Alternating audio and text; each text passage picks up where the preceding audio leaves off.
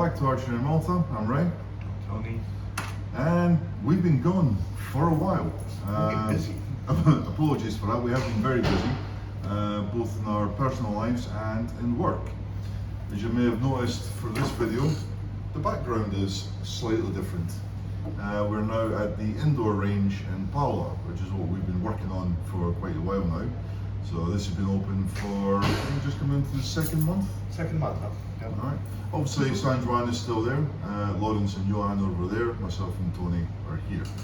We've been going for a while as well because we actually switched from YouTube videos to TikTok videos, as I was finding we're actually getting a bit of a better response on TikTok. But then recently I started getting complaints saying, where's your YouTube series gone? We wanted to continue. So we'll do both. Alright, so we'll do this one today for YouTube, we'll edit it and we'll put out a version on TikTok. This will be for people who are interested in content. Our TikToks are more TikToks are short, a snapshot, yeah, pretty much of what we do around here. So if you want the meaty stuff, go YouTube. If you want a couple of short cycles or the odd Robin Hood or whatever. TikTok is for people with short attention span. That's it. If you're alright for a few minutes In and stay on fact, YouTube. I use that euphemism. I use TikTok brain. Yes. For somebody who can like so 20 seconds for about 10. Alright. So things that we've got to catch up on for YouTube. Obviously we'll do a little walk around of the indoor range as well. You can see the shop behind us. We have got some boxes that came in today to unpack, and we've got some new stuff going on. So first thing we're going to talk about is sharp, pointy things. We've been promising to do this for a while, and we're actually just started. We've got the back wall ready. The target should be ready this week, and I'm hoping within a couple of weeks we will start doing the knife throwing, the ninja star or shuriken throwing. And for the advanced level, as Tony has a beautiful set here, we'll be doing the throwing spikes. Very, very difficult to land these. So beginners will go with the stars, we'll move you on to the knives, and then if you're really good, we have got a couple of sets of spikes. Spikes are the hardest to throw because you've got to put the momentum in them because they're not heavy. So they probably weigh 2 to 3 ounces max. I hold them by the point and throw them spin at a distance of about 5 meters, and I think that's the way it works best for me. Some people would be able to throw no spin, but I haven't mastered that yet. So I'm going to say with the spikes I have as well, I throw them probably half spin, full spin, sorry. I throw them full spin, so a turn and a quarter to the board from being vertical in the air. But for beginners, so we said, we'll go with the stars. Stars are dead easy. I mean, it's very, very hard to mess up on a star. They land sort of 98% of the time how you throw them. And you'll feel like a bit of samurai when you throw them as well. Always a plus. Arigato. So, the other thing we want to talk about, you'll see these at the front here, we have some rather sexy looking new arrows. This is from our dealer Spider Bows. They normally do recurve bows. The ones we know quite well are the Raven, which Julian has. The Volcano. Featured the Raven in old YouTube videos. I think so. The Volcano, which is the longbow, which I think is behind me here. The blue one, I think we've done a feature of that one as well. The Sparrow, which is my favourite. The Sparrow, and we've also got the Cloud, which is the hybrid bow, which I think Benji has as well. But anyway, so Spider Bow's now actually started doing arrows, so we've got some to test out. We've had these for a couple of weeks now. I got a set, Tony got a set, and Lawrence got a set. And I'll speak for myself, I love these. Not just aesthetically, performance-wise, these fly incredibly well. I've been testing them 18 meters with a 35-pound recurve, and they fly beautifully. They land, for me at least, perfectly straight, and I've been managing to group quite nicely. Well, I just, when I refletched them yesterday, I put them on a scale, and they are consistent across the set. Yeah. They're like within 0.1 of a gram of each other, and that could be a wider piece of tape on your fletching, you know, like my fletching tapes. So what I did, I actually weighed the fletching tape. Exactly. All right. Now they all weigh equal. Another thing I've been trying, I've never tried it before, is using tape instead of glue on the fletchings. We'll report what happened there with these in the next video, I guess. Yeah, it's a lot more convenient because you can have your fletchings with tape prepared and just put them in a plastic bag, and then if you lose a fletching in the field, all you have to do is get a bulldog clip, put your fletching in it, and stick it on your arrow. But be very, very handy in tournament conditions if you're in the forest. Yeah, you lose a fletch, you know, you can fix it on in situ. However, durability, especially when you're shooting close groups and the fletchings are hitting each other, so we have to wait and see. But you've shot these. What do you think? I love them. I love them. Yeah? I love them. They're consistent. They're a bit underspined for the bow I use, but I just compensate. You know, I just. Are you using this on the Hoyt? I'm using the Hoyt, and normally I shoot 600s with it. And these are sevens. I found it a bit hard to tune them to the bow, but now I just stand off a gap to the left, and we're fine. I must say I quite like them. They're currently slightly more expensive than our regular carbons, but not by much. For a set of 6, I think they're maybe like €9 more expensive than the standard ones. But just in terms of how they look and how they fly, I'd say they're also like dead straight. There's no super straight. You put them on the rollers, and there's no movement at all in them. They're like beautiful. I like them. That's why I bought race set as well, often. So I've switched back to woods for now because obviously I'm training for the tournament, which leads us very nicely into some upcoming events. Segue. I know, I like that one. I'm proud of that. So, first things first. The 21st of this month, we'll be starting a 5-week course of the archery yoga. So if you want to get into a bit more of the meditative side, posture work and breathing, you can join us for that. And then on the 12th of October, this will be our last session of the year for archery on kayaks. Praying for good weather on the day. With the kayak teams, they seem quite positive. It should be quite good. So the kayak archery has been proving to be very popular. Pushes through to October now, you know. Yes, it's still we get like 3 weeks of winter a year. That's how it's become, isn't it? Yeah. So 8 months of summer, 3 months of spring and autumn, and a month of rain. Yeah. So we've still got spaces left for the next kayak one, so you can join us for that. You can find all the events on Facebook. And then the last one, most important one for the year, 9th of November, it will be the Malta Indoor Traditional Championships. We will be hosting that here in Paola, and this is an official MFAA or AAE or IFAA registered event. There's a letter salad for you. Don't ask what it means. I've been doing archery for years and I still don't know what all those acronyms mean. So one is Europe, one is the world, and one is Malta. Very much, it's the simplest way to understand it. So yeah. The MFAA is obviously it's us, it's Malta, so we can hold this as a national. Malta Field Archery Association. Exactly. Right. And you have the AAE, which is Europe. Okay, so that's the Archery Association of Europe. Archery Association of Europe.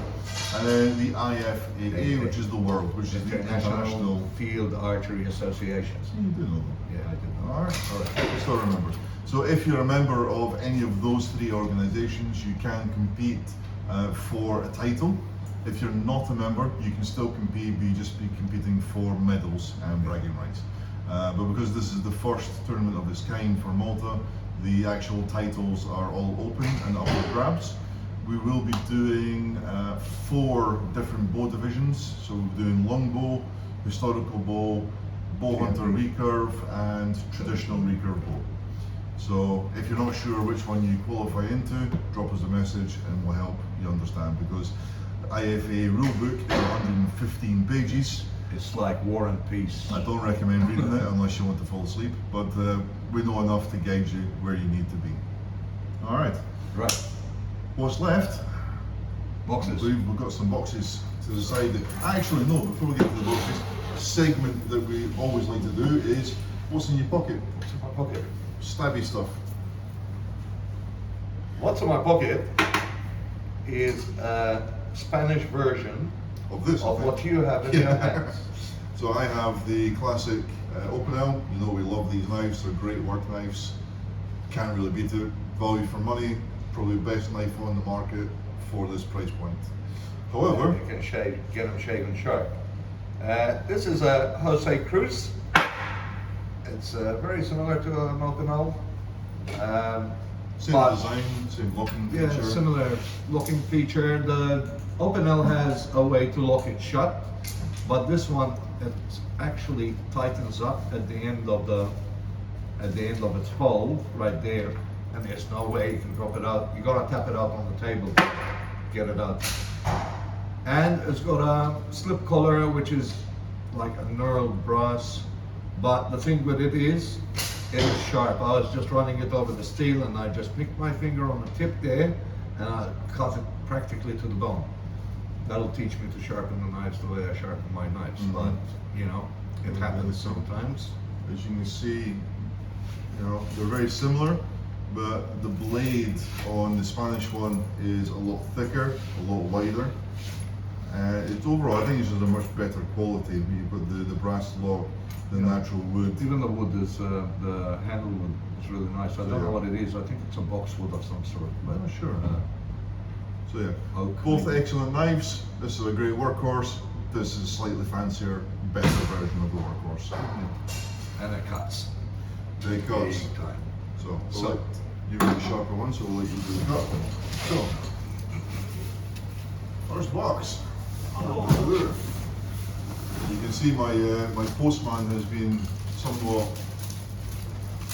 delicate with the parcels that come in. I don't know. Oh, I know these are.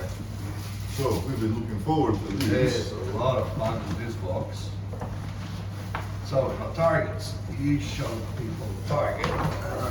So what we have is darts. So we have new target faces, which is obviously your classic dartboard. So we'll be using these at both ranges and start playing some games. I like see. that. It's a good quality material as well. It's not the natural. Yeah, it's fixed up, isn't it? It's Bearpaw. I might have a play of a round of darts today. There we go. And then So we got arrows. this looks like a set. It's a set. It's the wood. Nice. Okay. They're premium type. Yep. Yeah, because the wood is lacquered on it. So some nice black and white wood. Really nice tips on them actually. Quite stabby. Oh yeah, they got those. So Are they woods no, there. they're tapered pieces. These are for stock actually. So if you need to stock up on wood arrows, we have them. Okay. Box of goodies. Oh, box of goodies. And look at that. You've got 65 grain tips. Yes. You were asking me for these, didn't you? Yes. Yeah. I told you they were coming in soon. I think I they need some. Yeah, I need some. There you go. So 65 grain field tips for carbon arrows. Inserts. We We got 65 yes. knocks, white knocks. We got black knocks, and we got Wax. wax for your Good. cracks. We've been running low on wax for a while. So this stuff is, I make strings. I've got a string making business called G Strings, for those who don't know. And this is the stuff I use to assemble my strings. It's tacky, it keeps the bundles together, but when it comes to burnishing the string after you're done with it, it just kind of polishes, especially if you're using the Spectra. When you burnish it, the string comes out polished with this stuff, which is not something that happens with beeswax, and it's also malleable.